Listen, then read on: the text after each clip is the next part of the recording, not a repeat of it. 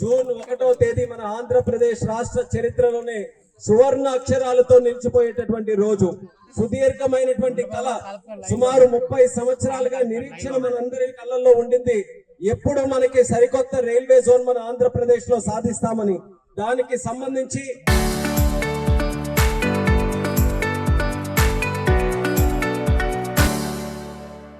గత 10 సంవత్సరాలుగా ఒక పార్లమెంటు సభ్యుడిగా ఉంటూ నేను ఎంతో పోరాటం పార్లమెంట్ లో కూడా దీని గురించి చేయడం జరిగింది. అక్కడ పార్లమెంటు వేదికగా ఒక 0 అవర్ వచ్చినా, ఒక డిబేట్ జరిగినా, ఒక కేంద్ర మంత్రి రైల్వే మంత్రి కలిసినా, ఏ సమావేశం జరిగినా సరే అనుక్షణం కూడా మన ఆంధ్రప్రదేశ్ రాష్ట్రానికి రైల్వే జోన్ కి సంబంధించి అనుక్షణం కూడా నేను పోరాటం చేయడం జరిగింది. మీ అందరికీ కూడా ఒక విషయం కూడా గుర్తుంటుంది. ఆ రోజుల్లో రైల్వే జోన్ సాధన కోసం ఈ ఇచ్చాపురం రైల్వే స్టేషన్ లోనే రాత్రిపూట కూడా దీక్ష చేసి మరీ సాధించాలని ఆ రోజు ఒక కార్యక్రమం కూడా చేపట్టాం.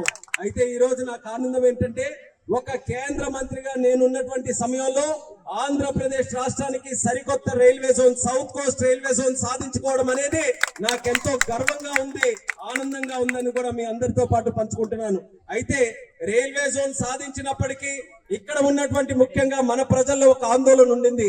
ఇది అంతా కూడా పలాస వరకు ఖుర్దా రోడ్ లో ఉన్న ఈ స్టేషన్స్ అన్ని కూడా, ఈ ఖుర్దా రోడ్ స్టేషన్లన్నీ కూడా అట్టే ఉండిపోతే, జోన్ పలాస వరకే పరిమితం అయిపోతే మేము మళ్ళీ అధోగతిలోనే ఉండిపోతామనంటే రైల్వే మంత్రి అశ్విని వైష్ణవ్ గారితో మాట్లాడి ఎట్టి పరిస్థితుల్లో ఇచ్చాపురం వరకు ఈ కొత్త railway zone south coast railway zone లోనే ఉండాలనంటే మొన్న ఏప్రిల్ 2వ తేదీన ఒక కొత్త సర్క్యులర్ ఆర్డర్ కూడా రిలీజ్ చేసి ఇచ్చాపురం నుంచి పలాస వరకు ఉన్నటువంటి 7 ప్రధానమైనటువంటి స్టేషన్లు సౌత్ కోస్ట్ విశాఖపట్నంలో డివిజన్ లో కలపడం కూడా ఒక చరిత్ర అనేది సందర్భంగా తెలియజేసుకుంటున్నాను.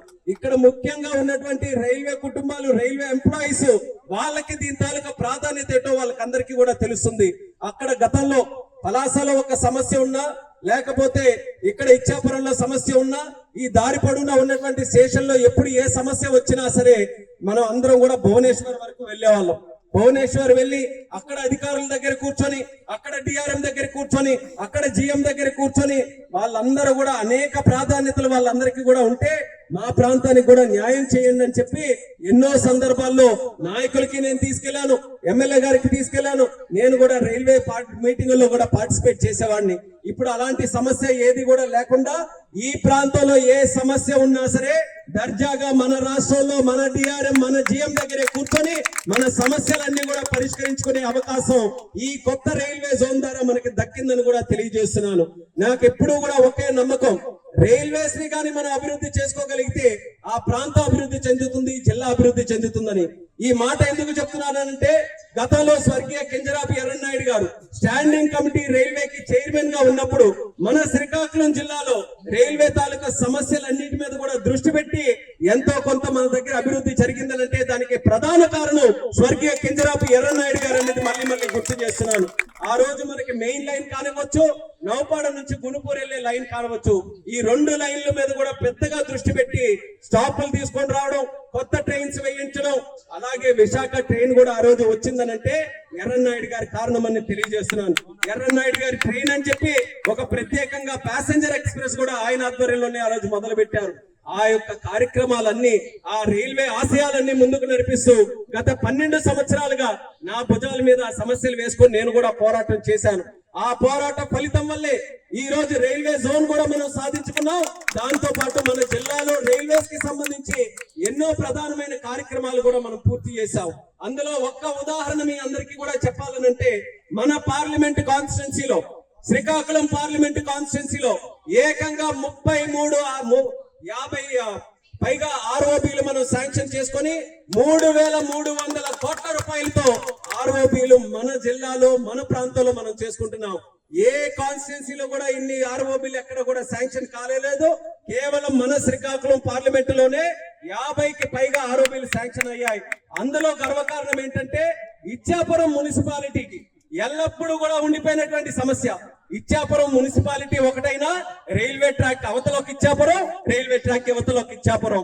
ప్రతి రోజు కూడా లక్షలాది మంది ప్రజలు అటు నుంచి ఇటు వచ్చే వాళ్ళు అందరి తాలూకా ఇబ్బంది ఒక్కటే, ఒక్కసారి రైల్వే గేట్ పడిపోతే పేగు తెచ్చినట్టుగా అసలు ఇచ్చాపురంతో కనెక్షన్ లేకుండా ఒక స్కూల్ కి వెళ్ళాలన్నా, కాలేజీకి వెళ్ళాలన్నా, హాస్పిటల్ కి వెళ్ళాలన్నా, వ్యాపారం కోసం రావాలన్నా, పుట్టింటికి వెళ్ళాలన్నా, ఒక ఫ్రెండ్ ఇంటికి వెళ్ళాలన్నా, మున్సిపాలిటీకి రావాలన్నా, రైతు బజార్కి రావాలన్నా ఎక్కడా కూడా మాకు ఒక్క రకమైనటువంటి ఇబ్బంది కలుగుతుందని చెప్పి ఈ 12 సంవత్సరాలుగా నేను వింటూనే వచ్చాను.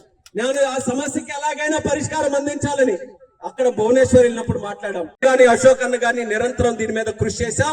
అయితే ఇందాక చెప్పినటువంటి 50 ROBలో మన ఇచ్చాపురం ROB కూడా శాంక్షన్ అయిందని కూడా ఈ సందర్భంగా తెలియజేస్తున్నాను. అయితే శాంక్షన్ అయిన ROB కూడా మనం గ్రౌండ్ చేసి చేయాలనంటే ఇక్కడ ఉన్నటువంటి ప్రజలకి నేను ఒక్కటే విన్నపించుకుంటున్నాను, మీ సహకారంతో చేయాలనేది మా ఆలోచన. బ్రిడ్జ్ శాంక్షన్ అయింది, ఇష్టం వచ్చినట్టుగా వేసేస్తామనేది కాదు. అది మీరందరూ కూడా వినియోగించుకునే బ్రిడ్జ్, మీకు అనుకూలంగా ఉండాలని మీరందరూ కూడా అలైన్మెంట్ లో మీ తాలూకు ఆలోచనలు చెప్తే ఎమ్మెల్యే గారు కూడా దాని మీద లీడ్ తీసుకొని రైల్వే అధికారులు ఆల్రెడీ 2 సార్లు కూడా వచ్చి దాని మీద స్టడీ చేయడం కూడా జరిగింది. ఎందుకనంటే ఈ రోజు ఒక రకంగా వేసి రేపు లేదండి ఎలాగొద్దు మాకు అలా కావాలనంటే అది అటు ఇటు కదిలే బ్రిడ్జ్ కాదు, శాశ్వతంగా మనం వేస్తున్నటువంటి బ్రిడ్జ్. అందుకనే ఏదైనా ఒక నిర్ణయం తీసుకున్నప్పుడు అందరం కూడా ఆలోచించి తీసుకోవాలని మీ ఆలోచనల కోసమే మేము వెయిట్ చేస్తున్నాం తప్ప ఇందులో మరొక మోసం అనేది ఎక్కడ కూడా లేదనేది ఎవరైతే దీని మీద విమర్శలు చేస్తున్నారో వాళ్ళకే సూటిగా చెప్తున్నాను. ఇది ఖచ్చితంగా చేసి తీరుతాం. ఇచ్చాపురంకు ఉన్నటువంటి బ్రిడ్జ్ సమస్యని ఈ కూటమి ప్రభుత్వంలోనే సాధించి తీరుతామని తెలియజేస్తున్నాం. కేవలం బ్రిడ్జ్ కూడా కాదు, ఆ పక్కన మీరు చూసుంటారు కింద చిన్న వాటర్ డ్రైన్ కూడా ఉంది. ఆ డ్రైన్ మీద కూడా ఆలోచన చేశాం, బాగుంది డ్రైన్, దాన్ని కానీ కొంచెం వెడల్పు చేసి ఆ డ్రైన్ ని కొంత మనం ఫ్రీగా పాసెస్ చేసుకోగలిగితే కొంతమంది అటు నుంచి ఇటు రోడ్ కనెక్టివిటీ ఉంది కాబట్టి డ్రైన్ కూడా వాడుకోవచ్చని దానికి కూడా శాంక్షన్ తీసుకొని వచ్చాం. కాకపోతే డ్రైన్ పక్కనే పెద్ద చెరువు ఉంది, ఆ చెరువు తాలూకు వాటర్ గాని ఒక వర్షం పడితే నీరు గాని అన్ని కూడా డ్రైన్ దగ్గర రావడం వల్ల దానికి ఇంకా టెక్నికల్ గా ఎలా ఫీజిబుల్ చేయాలనేది అది కూడా మేము స్టడీ చేస్తున్నాం. అంటే కేవలం బ్రిడ్జ్ కూడా కాకుండా అండర్ బ్రిడ్జ్ మీద కూడా దృష్టి పెట్టి ఇచ్చాపురంకి శాశ్వత పరిష్కారం అందించడానికి నేను గాని అశోక్ అన్న గాని కట్టుబడి ఉన్నామనేది ఈ ఇచ్చాపురం రైల్వే స్టేషన్ నుంచే ప్రతి ఒక్కరికి కూడా సభాముఖంగా హామీ ఇస్తున్నాం. అలాగే స్టేషన్ డెవలప్మెంట్ మీరు ఒక్కసారి ఈ ప్రాంతాన్ని చూడండి, ఒకప్పుడు ఎలాగుండేది ఇప్పుడు అలా డెవలప్ అయింది. అమృత్ భారత్ స్టేషన్ కింద ఇచ్చాపురంకి సుమారు 19 కోట్ల శాంక్షన్ చేయించి ఈ సర్క్యులేటింగ్ ఏరియా గానీ, బిల్డింగ్ గానీ, ప్లాట్ఫామ్లు గానీ అన్ని కూడా కన్స్ట్రక్షన్ మనం చేయిస్తున్నాం. అదే కాకుండా స్టాప్ల గురించి ఎంతో కాలం నుంచి మీరు నిరీక్షణ చేస్తున్నారు. పూరి అహ్మదాబాద్ ట్రైన్ మొన్నటికి మొన్న జనవరిలో సాధించింది మన కూటమి ప్రభుత్వాన్ని కూడా ఈ సందర్భంగా తెలియజేస్తున్నాను. అమృత్ భారత్ ట్రైన్లు కూడా ఒక 3 ఆపాం. అలాగే భువనేశ్వర్ వెళ్తున్నటువంటి విశాఖపట్నం వందే భారత్ ట్రైన్ కూడా ఇక్కడ మనం స్టాపేజ్ ఇచ్చాం. ఇక భవిష్యత్తులో కూడా, ఎందుకనంటే జోన్ మన చేతుల్లో మన రాష్ట్రంలో ఈ రోజు ఉంది కాబట్టి ఆ హామీ కూడా మీ అందరికి ఇస్తున్నాను, ధైర్యంగా ఉండండి. అశోక్ అన్న కూడా చెప్పినటువంటి పిట్ లేన్ గాని నా ఆలోచన ఏంటంటే, నా కళ ఏంటంటే ఇచ్చాపురం నుంచి కూడా ట్రైన్ మొదలు కావాలి, ఇచ్చాపురం నుంచే మొదలు కావాలి. ఇప్పుడు వరకు ఇచ్చాపురం అని అంటే అందరూ అంటారు ఎక్కడ ఇచ్చాపురం ఏ మూల ఉందని. ఏ మూల కాదు, మొదట ముఖద్వారంలాగా ఉంది ఇచ్చాపురం. ఒరిస్సా నుంచి గాని, కలకత్తా నుంచి గాని ఎక్కడ పై నుంచి ఎవరు వచ్చినా సరే ఆంధ్రప్రదేశ్ లో అడుగు పెట్టాలనంటే స్వేచ్ఛాయుత అమ్మవారికి దండం పెట్టుకొని అడుగు పెడతారు. సౌత్ కోస్ట్ రైల్వే జోన్ మన ఇచ్చాపురంలో అడుగు పెట్టి ఇంకా ముందుకు వస్తారనేది కూడా ఈ సందర్భంగా తెలియజేస్తున్నాను. అలాంటి ఇచ్చాపురాన్ని అభివృద్ధి చేయాలి, రైల్వేస్ ని అభివృద్ధి చేయాలి. స్టేషన్ చేస్తున్నాం, స్టేషన్ తో పాటు స్టాపులు చేసి అలాగే మనకి రైల్వే ఓవర్ బ్రిడ్జ్లు అవన్నీ కూడా చేసి రైల్వే ఇన్ఫ్రాస్ట్రక్చర్ బ్రహ్మాండంగా ఇచ్చాపురంలో తయారు చేసే బాధ్యత మేము తీసుకుంటామని కూడా ఈ సందర్భంగా తెలియజేస్తూ ఈ రోజు మరొక్కసారి అందరికీ కూడా శుభాకాంక్షలు. తెలుగు ప్రజలకి, ఆంధ్ర రాష్ట్రానికి, మన శ్రీకాకుళం జిల్లాకి, ఉత్తరాంధ్ర ప్రాంతానికి, ఉద్దానం ప్రాంతానికి, ముఖ్యంగా ఇచ్చాపురం నియోజకవర్గ ప్రజలకి ఈ సరికొత్త railway zone, south coast railway zone ప్రారంభించుకునే శుభ సందర్భంలో ప్రతి ఒక్కరికి కూడా నా హృదయపూర్వకమైనటువంటి శుభాకాంక్షలు తెలియజేసుకుంటున్నాను. ఇది మీ అందరి విజయం, మీ అందరి విజయం. మీరందరూ కూడా ఎప్పటి నుంచో కలలకంటూ మన జోన్ మనకు ఉండాలని మీరందరూ కూడా ఆ బాధ్యతను మాకు అప్పచెప్పారు. ఆ బాధ్యతని, ఆ కర్తవ్యాన్ని ఈ రోజు చేసి చూపించాం. మరి ఈ వేదిక ద్వారా మనం ధన్యవాదాలు తెలియజేయాల్సినటువంటి అవసరం కూడా ఉంది. అది ఎవరికంటే దేశ ప్రధానమంత్రి, ప్రపంచంలోనే అత్యధిక బలమైనటువంటి లీడర్ మన నరేంద్ర మోదీ గారికి ఇచ్చాపురం తరపున, మన ఉత్తరాంధ్ర తరపున, మన ఆంధ్రప్రదేశ్ రాష్ట్రం తరపున హృదయపూర్వకమైనటువంటి ధన్యవాదాలు తెలియజేసుకుంటున్నాను. అలాగే మన ముఖ్యమంత్రి వర్యులు చంద్రబాబు నాయుడు గారు ఎప్పుడు ఢిల్లీ వచ్చినా సరే రైల్వే జోన్ మీద ప్రత్యేకమైనటువంటి దృష్టి పెట్టి, మీకు గుర్తుండుంటుంది గత ప్రభుత్వంలో కూడా కేంద్ర ప్రభుత్వం రైల్వే జోన్ ఇవ్వడానికి మేము సిద్ధంగా ఉన్నాం, మీరు జోనల్ హెడ్ క్వార్టర్స్ లో విశాఖపట్నంలో కాస్త 50 ఎకరాల స్థలం చూపించండి అని అంటే ఆ స్థలం కూడా చూపించలేదు. 5 సంవత్సరాలు వెయిట్ చేశారు. మళ్ళీ మన ప్రభుత్వం వస్తే 100 రోజుల్లో 54 ఎకరాలు ముడసర్లలో ఇచ్చి 400 కోట్ల రూపాయలకు పైగా ఖర్చు పెట్టి బ్రహ్మాండమైన south coast railway zone head quarters విశాఖపట్నంలో ఈ రోజు నిర్మించుకుంటున్నాం. దానికి కావాల్సినటువంటి టెంపరీ బిల్డింగ్స్ కావాలంటే రాష్ట్ర ప్రభుత్వం తరఫున అది కూడా కేటాయించాం, జిఎం ను కూడా మనం పెట్టించాం. అందుకనే తొందరగా ఈ రోజు ఆపరేషన్స్ లో కూడా సౌత్ కోస్ట్ రైల్వే జోన్ వచ్చింది. అది చంద్రబాబు నాయుడు గారి తాలూకా నిబద్ధత. రైల్వే జోన్ సాధించాలని మన రాష్ట్ర ప్రభుత్వం నుంచి ఏ సహకారం అందించాలనంటే అన్ని కూడా చేశారు. దానితో పాటు డిప్యూటీ చీఫ్ మినిస్టర్ గారు పవన్ కళ్యాణ్ గారు, ఆయనకి కూడా ప్రత్యేకంగా నా తాలూకా ధన్యవాదాలు తెలియజేసుకుంటున్నాను.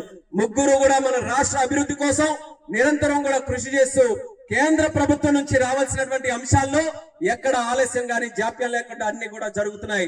రైల్వే జోన్ గాని, అమరావతి రాజధాని గాని, పోలవరం ప్రాజెక్టు గాని, లేకపోతే ఇతరత్ర పెట్టుబడులు వచ్చే కార్యక్రమం గాని, వీటన్నిటికీ కూడా కేంద్ర ప్రభుత్వం సంపూర్ణమైనటువంటి సహకారం అందిస్తుంది. అది ఈ రోజు నేను కేంద్ర మంత్రిగా ఉన్నప్పుడు ఈ కార్యక్రమాలన్నీ కూడా జరగడం నాకు కూడా ఎంతో గర్వకారణం అన్నది మళ్ళీ మీ అందరికీ కూడా తెలియజేసుకుంటూ, ఇచ్చాపురం ప్రజలకి ఈ యొక్క శుభవార్త తెలియజేస్తూ ఎక్కడైనా చేసుకోవచ్చు. రాష్ట్రం అంతా ఒకటే జోన్. విశాఖపట్నం డివిజన్ ఉంది, విజయవాడ డివిజన్ ఉంది, గుంటూరు డివిజన్ ఉంది, గుంతకల్ డివిజన్ ఉంది. మొత్తం చూసుకుంటే 3400 కిలోమీటర్లకు పైగా ఈ రోజు ఈ అన్ని డివిజన్లు కలిపి ఉన్నాయి. ఈ డివిజన్ లో 385 స్టేషన్లు ఉన్నాయి. మన సౌత్ కోస్ట్ రైల్వే జోన్ లో పెద్ద స్టేషన్లు తీసుకుంటే విజయవాడ, విశాఖపట్నం, తిరుపతి ఇలా పెద్ద స్టేషన్లు ఉన్నాయి. ఎక్కడైనా చేసుకోవచ్చు. కానీ ఈ సౌత్ కోస్ట్ రైల్వే జోన్ కి ఒక అర్థం రావాలంటే సెలబ్రేషన్ ఇచ్చాపురంలోనే జరగాలని చెప్పి ఇచ్చాపురం వచ్చి మీ అందరి సమక్షంలో ఈ కార్యక్రమం చేసుకుంటున్నాం. నాకు జీవితాంతం కూడా గుర్తుండిపోయే కార్యక్రమం ఇది. రైల్వే జోన్ కోసం అంతా ఇంత కాదు, నిరంతరం కూడా కృషి చేస్తూ వచ్చాను. దానికి ఈ రోజు అశ్విని వైష్ణవ్ గారు కూడా చాలా సహకారం అందించి మనకి కార్యక్రమం చేసినందుకు రైల్వే మినిస్టర్ గారు కూడా ధన్యవాదాలు తెలియజేసుకుంటూ మరొకసారి మీ అందరికీ కూడా శుభాకాంక్షలు తెలియజేస్తూ సెలవు తీసుకుంటాను.